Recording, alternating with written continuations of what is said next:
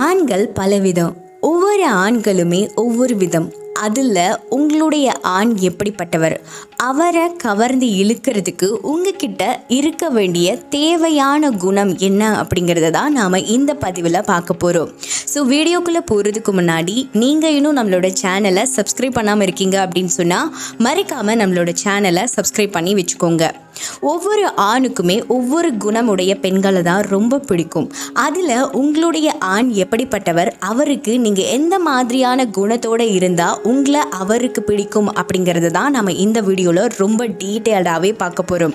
ஒருவேளை கரண்ட் சுச்சுவேஷனில் உங்கள் வாழ்க்கையில் நான் லவ் பண்ணுற பர்சனுக்கு என்ன பிடிக்கவே இல்லைன்னு எனக்கு தோணுது, ஆனால் எனக்கு அவரை ரொம்ப பிடிக்கும், ஸோ அதனால அவருக்கு ரொம்ப பிடிச்ச மாதிரியான பொண்ணாக நான் மாறணும் அப்படின்னு ஆசைப்படுறேன். அதற்கு நான் என்னோட குணத்தை எப்படி மாற்றிக்கணும் அப்படின்னு சொல்லி ஸ்டூடெண்ட்ஸ் நிறைய பேர் என்கிட்ட கேட்டுகிட்டே இருப்பாங்க அடிக்கடி. ஸோ உங்களுக்கும் இது போல் பிரச்சனை இருக்குது அப்படின்னு சொன்னால் நான் சொல்ல போகிற விஷயங்களை கரெக்டாக புரிஞ்சுக்கிட்டு இந்த சைக்காலஜிக்கல் ரீதியான குணத்தை நீங்கள் க்ரியேட் பண்ணிக்கோங்க. உங்களுடைய லைஃப் பார்ட்னர் கடைசி வரைக்கும் உங்கள் கூடவே இருக்கிறதுக்கு இது ரொம்பவுமே பயன்படும் அப்படின்னு நான் நினைக்கிறேன். முதல் விஷயம் என்ன அப்படின்னு சொன்னால் பிஸ்னஸ் மேன் அப்படின்னு சொன்னால் பணம் அதிகமாக இருக்கவங்களா அப்படின்னு சொல்லி கேட்டிங்கன்னா அது இல்லை. பணம் ஓரியன்டாக மட்டுமே வந்துட்டு பிஸ்னஸ் மேன் அப்படின்னு சொல்லிட முடியாது. பிஸ்னஸ் மேன் அப்படின்னு சொன்னால் தன்னுடைய பர்சனாலிட்டியை கூட சொல்லலாம். ஒரு பிஸ்னஸ் மேனுடைய கேரக்டர் எப்படி இருக்குன்னு கொஞ்சம் நல்லா யோசிச்சு பாருங்க. அவங்களுடைய வேலையை மட்டும்தான் அவங்க பார்ப்பாங்க. ரொம்ப ஸ்ட்ரிக்டாக பேசுவாங்க. அவங்களுக்கு என்ன தேவையோ அதை மட்டுமே பூர்த்தி செஞ்சுப்பாங்க. அதற்காக மட்டுமே அவங்க வேலை பார்ப்பாங்க.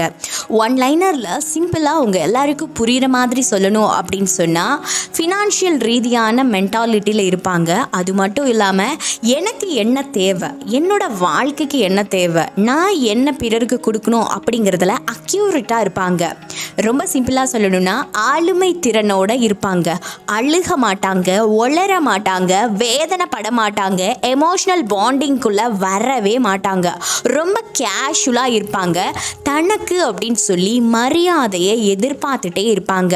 எந்த மாதிரியான சூழ்நிலையில் அவங்க இருந்தாலும் அந்த இடத்துல தனக்குன்னு ஒரு கேப்பபிலிட்டியை அவங்க க்ரியேட் பண்ணிக்கிட்டே தான் இருப்பாங்க.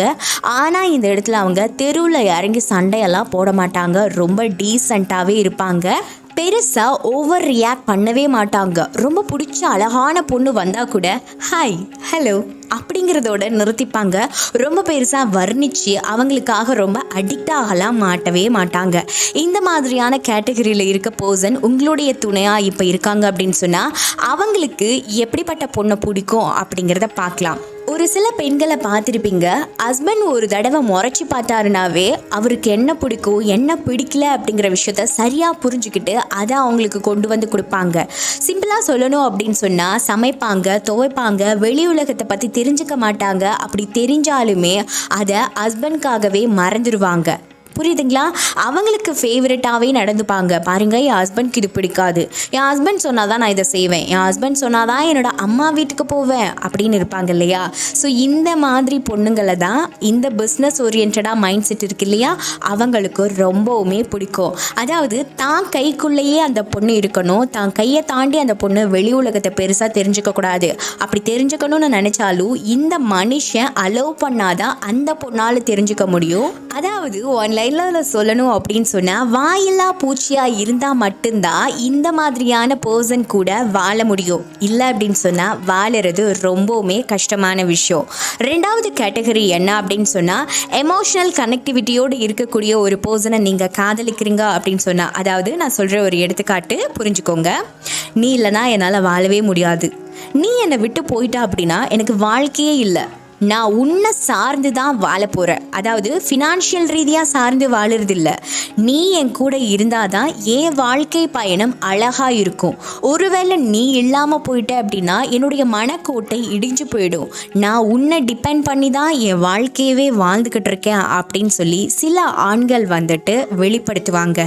எந்த ஒரு விஷயத்துக்கு வேணாலும் கோச்சிப்பாங்க, எந்த ஒரு விஷயத்துக்கு வேணாலும் சோகமாகிடுவாங்க, ஏதோ ஒரு விஷயத்த மனசுக்குள்ளே போட்டு குமுறிக்கிட்டே இருப்பாங்க. அது மட்டும் இல்லாமல் ஆளுமை திறன் அப்படிங்கிற ஒரு கான்செப்ட் இவங்க கிட்ட இருக்கவே இருக்காது. அப்பாவியாக தான் இருப்பாங்க. பெருசாக தைரியமும் இருக்காது. என்னோட அம்மா சொல்லிட்டாங்க, நான் இதை செய்ய மாட்டேன். என்னோட வைஃப் சொன்னாதான் நான் இதை செய்வேன். அந்த பொண்ணு இல்லாமல் என்னால் வாழவே முடியாது. இந்த மாதிரியான குணத்தோடு இருக்கிற ஆண்களுக்கு எந்த விதமான பெண்களை பிடிக்கும் அப்படின்னு சொன்னால் ரொம்பவுமே போல்டான பொண்ணுங்களை தான் பிடிக்கும். அதாவது உங்களுக்கு எடுத்துக்காட்டுக்கு புரிகிற மாதிரி சொல்கிறேன் பாருங்க. நீ என்னை அடிச்ச அப்படின்னா நான் உன்னை திருப்பி அடிப்பேன். நீ என்ன துன்புறுத்தின அப்படின்னு சொன்னால் நானும் உன்னை துன்புறுத்துவேன். இந்த கேட்டகரியில் இருக்கக்கூடிய பெண்கள் பார்த்தீங்கன்னா ரொம்ப அதிகமாக பேசுவாங்க. ரொம்ப அதிகமாகவே ஆணுடைய குணம் இருந்துக்கிட்டே இருக்கும். ஸோ இந்த எமோஷ்னல் பாண்டிங்கில் இருக்கக்கூடிய ஆண்களுக்கு இந்த மாதிரி போல்டான பெண்களை தான் ரொம்பவுமே பிடிக்கும். ஸோ உங்களுடைய லைஃப் பார்ட்னர், உங்களுடைய ஆண் எந்த குணமுடையவர் அப்படிங்கிறத நீங்கள் தெரிஞ்சுக்கோங்க. அதுக்கேற்றாப்புல நீங்கள் உங்களை மாற்றிக்கோங்க.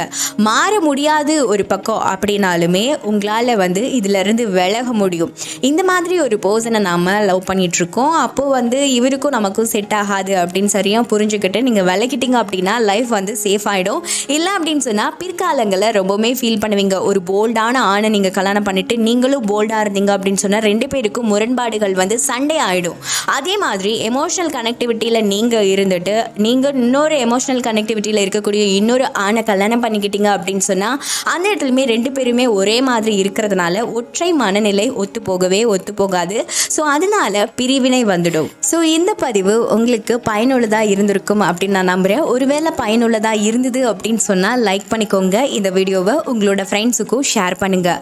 மேலும் ஏதாவது டவுட் இருக்குது அப்படின்னு சொன்னால் கீழே கமெண்ட் பாக்ஸில் எங்கிட்ட கேளுங்க. அல்லது எங்கிட்ட பர்சனலாக லைஃப் கோச்சிங் எடுத்துக்கணும், அல்லது லா ஆஃப் அட்ராக்ஷன் சம்மந்தப்பட்டமான classes, love attract, money attract, job attract, இது போல் உங்களுக்கு ஏதாவது வாண்டட் இருக்குது அப்படின்னு சொன்னால் கீழே டிஸ்பிளே ஆகிட்டு இருக்கக்கூடிய நம்மளுடைய வாட்ஸ்அப் கான்டாக்ட் நம்பருக்கு மெசேஜ் பண்ணுங்கள். தேங்க்யூ.